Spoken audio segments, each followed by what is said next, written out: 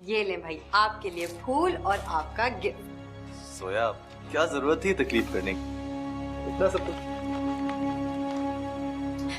ये तो कुछ भी नहीं है भाई, अपनी सालगिरह पे तुम दोनों से वसूलूंगी डबल। लेकिन दिस इज टू मच सोया, सिरा समझाओ ना इसको। मैं कोई बच्चा थोड़ी हूँ जिसके लिए एहतमाम किया जा रहा है सालगिरह का।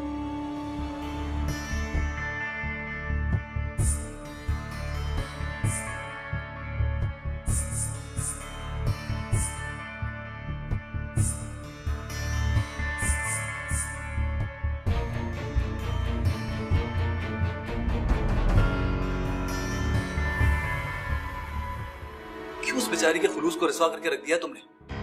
ये तो शर्म आती है तुम्हारी सोच के ऊपर, तुम्हारी बातों के ऊपर। जोया, तुम्हारे दिमाग में, तुम्हारे आसाम पे सवार हो चुकी है। क्यों करेगी वो ऐसा?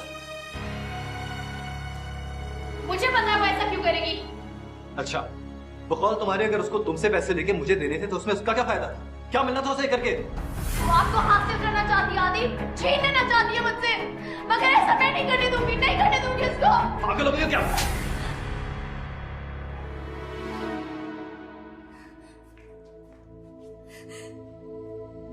हेलो हेलो हेलो, फोन किया तो बोलो ना भाई, कौन है? जोया। हेलो। ओ, एक तो इस बच्चे ने मुसीबत कर रखी है ना। हेलो, कौन क्यों रो रहा है? हेलो।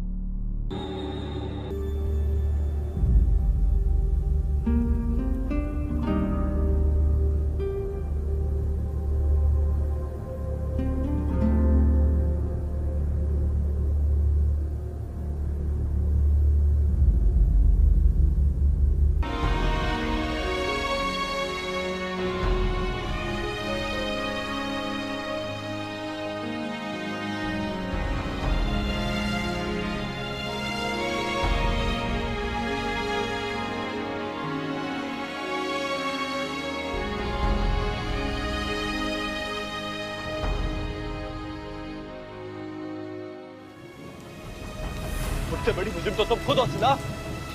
तुम्हारी नौकरी के शौक ने जान ली है मेरे अफान की। तुम्हें शौक था मेरे बीमार बच्चे को छोड़ छोड़ के उस कमीने अमर के पास जाने का। तुमने ना मेरी फिक्र की ना उसकी।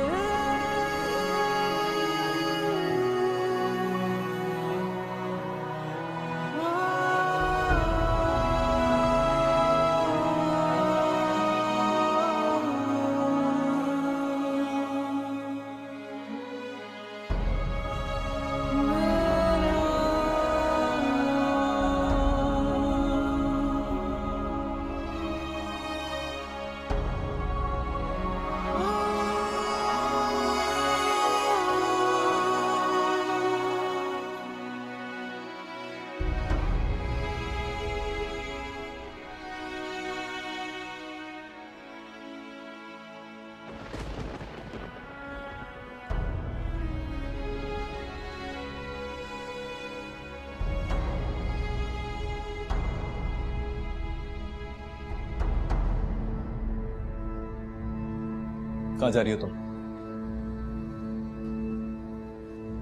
मैं तुमसे पूछ रहा हूँ सिला, कहाँ जा रही हो तुम? मैं यहाँ से जा रही हूँ। क्या बेवकूफी की बातें कर रही हो सिला? क्या पागल बनेगी? और ये क्या? हाथ मत लगाना, इसमें मेरे बच्चे की चीज है, छूना भी मत इसे। मेरी बात सुन। इरफान मेरा भी बच्चा था। तुम इस तरह क्यों रिएक्ट कर रही हो जैसे उसका सारा गम, सारा दुख सिर्फ तुम्हें? मुझे कोई एहसास नहीं है, कोई तकलीफ नहीं है। तुमने उसके अपने जुर्म को अल्लाह का नाम लेके पर्दा मत डालो अदील। तुम्हारी बेइज्जती की नजर हो गया मेरा अफान, और तुम उसे छोड़ के जोया के साथ अय्याशियों में मगन थे।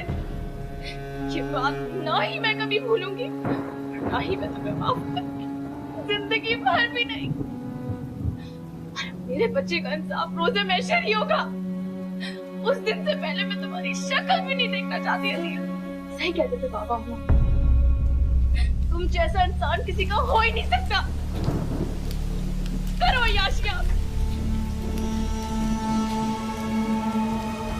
मुझसे बड़ी मुजरिम तो तुम खुद हो सिला। तुम्हारी नौकरी के शौक ने जान ली है मेरे अफान की। तुम्हें शौक था मेरे बीमार बच्चे को छोड़ छोड़ के उस कमीने अमर के पास जाने का। तुमने ना मेरी फिक्र की ना उसकी। तुमने मारा मेरे अफान को। तुम कौन होती है मुझे ना माफ करने वाली? मैं तुम्हें माफ नहीं करूंगा सारी जिंदगी। जाओ, दफा हो जाओ, जहां जाके मरना है मरो।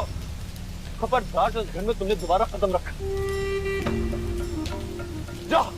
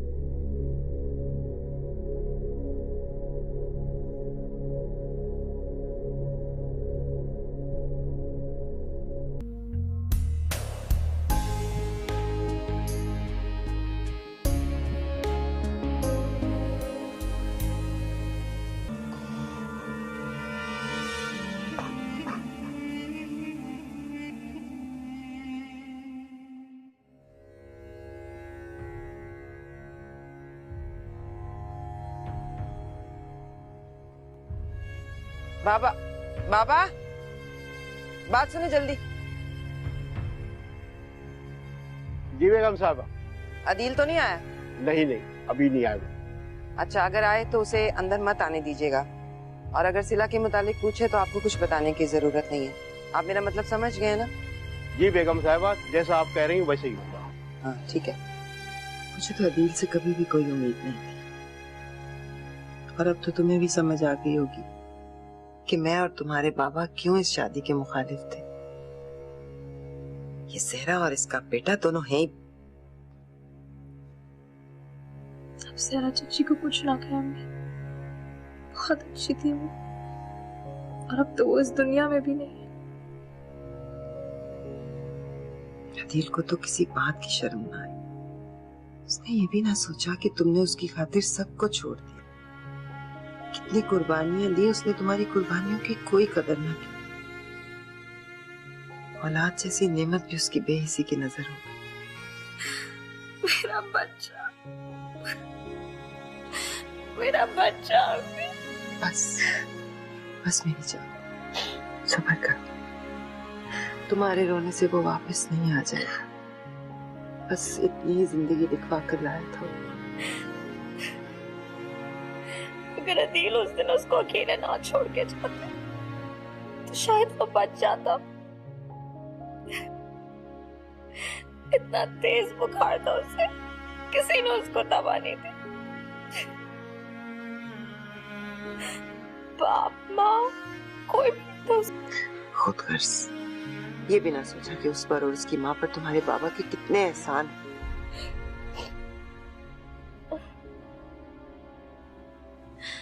बाबा के बारे में मुझे कुछ पता है? क्या करते थे वो अपने आखिरी दिनों में? क्या वो मुझसे नाराज थे?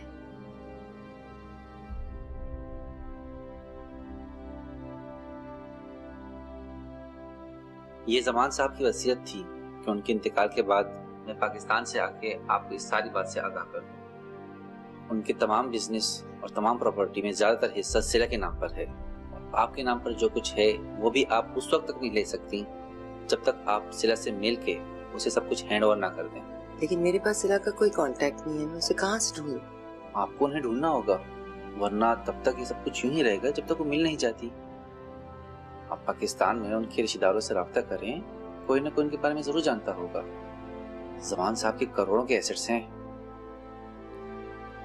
मैं तुमसे झूठ नहीं बोलूंगी, मुझे अच्छा नहीं लगा था कि जमान ने सब कुछ तुम्हारे नाम लिख दिया। मैं नहीं चाहती थी कि तुम्हें उसकी विरासत में से कुछ भी मिले। मुझे हमेशा इस बात का दुख रहेगा कि मैंने आपका और बाबा का दिल दुखाया। आपका हक बनता था कि आप लोग मुझ पे गुस्सा हुए, नाराज हुए, मेरी शक्ल भी ना देखे। अगर तुम हंसी खुशी मुनीब से शादी करने पर राजी हो जाती तो शायद ये सब कुछ ना होता। मैं मुनीब से शादी नहीं कर सकती थी अम्मी। अच्छा चलो, जो होना था वो तो हो गया। खुदा का शुक्र है कि तुम्हारे बाबा ने मुझे और खुद को एक बहुत बड़े गुनाह से बचा लिया। तुम जमान की शरई वारिस हो। किसी शरई वारिस को उसकी विरासत से महरूम करना बहुत बड़ा गुनाह है, और शुक्र है कि हम इतनी बड़ी नाइंसाफी से बच गए। मेरे लिए सब बेकार है। बाबा चले गए, अफान चला गया, मेरा घर बर्बाद हो गया। मुझे कुछ नहीं चाहिए अम्मी, कुछ भी नहीं। किसी के चले जाने से जिंदगी खत्म नहीं हो जाती। मेरे बारे में भी सोचो। मेरा इस दुनिया में अब तुम्हारे अलावा कोई नहीं। मैंने तुम्हें कहां कहां नहीं ढूंढा ताकि तुम्हारा हक तुम्हें दे सकूं, लेकिन तुम न जाने कहां छुप गई थी। तुम्हारे पुराने पते पर मैंने खत भी भेजा था, लेकिन फिर मालूम हुआ कि तुम वो घर छोड़कर भी जा चुकी हो। मगर मुझे तो कोई खत नहीं मिला अम्मी, और मैं उसी घर में रहती थी। यहाँ तक कि यहाँ आने से पहले तक मैं उधर ही थी।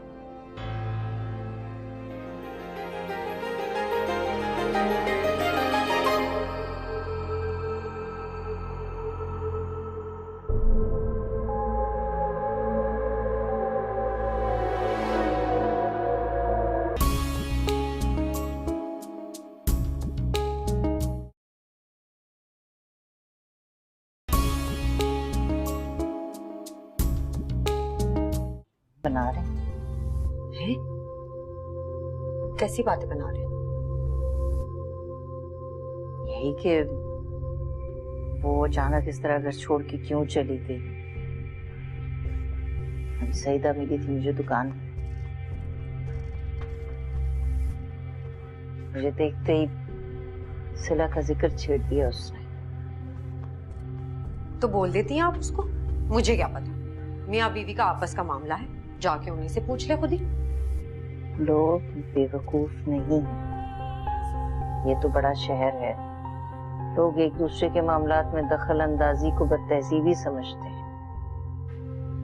लेकिन अदील की हालत किसी से ढकी छुपी तो नहीं, गुमसुम रहता है। अभी मेरे पास से गुजर के चला गया, मुझे सलाम तक करने का होश नहीं है उसे। हाय, अदील आपसे मिला था, उसे रोकना चाहिए था ना, मुझे काम था उससे। मुझे उससे कोई बात नहीं करनी है। अब मेरी मानो तो तुम भी वहां आना जाना छोड़ दो, अभी उसके जख्म ताजा है। और ये जो तुम करना चाह रही हो ना, ये भी इतनी जल्दी मुमकिन नहीं है। यही तो वक्त है, जख्म जब ताजा हो तभी तो उन पे मरहम लगाया जाता है। जब जख्म भर जाए तो फिर बहुत देर हो जाती है, और मैं ये देर नहीं होने दूंगी।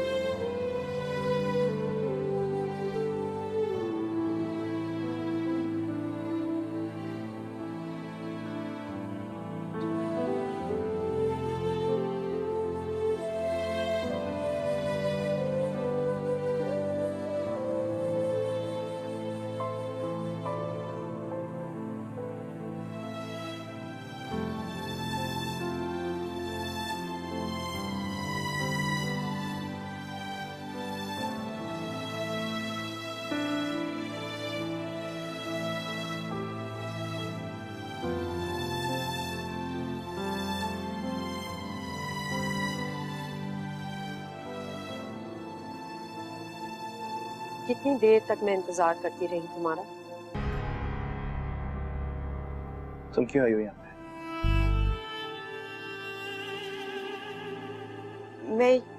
मैं ये पूछने आई थी कि तुम्हें किसी चीज की जरूरत तो नहीं, और ये कि मुझे किसी चीज की जरूरत नहीं है तुम्हें, और प्लीज यहाँ बार बार मत आया करो।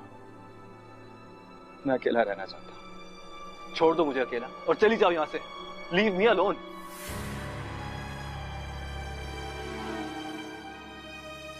जितना गुस्सा तुम्हें निकालना है निकाल दो मुझ पे।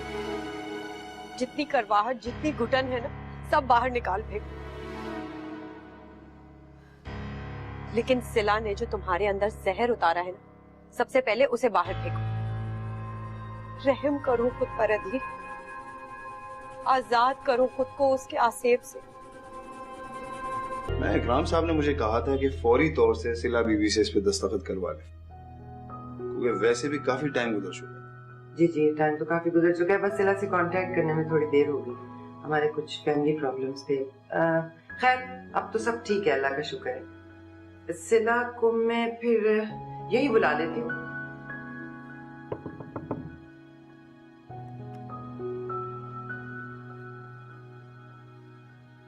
सिला, तबीयत ठीक है तुम्हारी? जी अम्मी, सही है, बस आंख लग गई थी। वकील साहब आए हैं, उन्हें कुछ पेपर साइन करवाने हैं तुमसे। अगर तुम्हारी तबीयत ठीक नहीं है तो भेज देती हूँ, दोबारा आ जाएंगे। नहीं, इसकी जरूरत नहीं अम्मी, आ जाती हूँ मैं, वरना उनको दोबारा आना पड़ेगा। अच्छा चलो फिर आ जाओ। आती हूँ।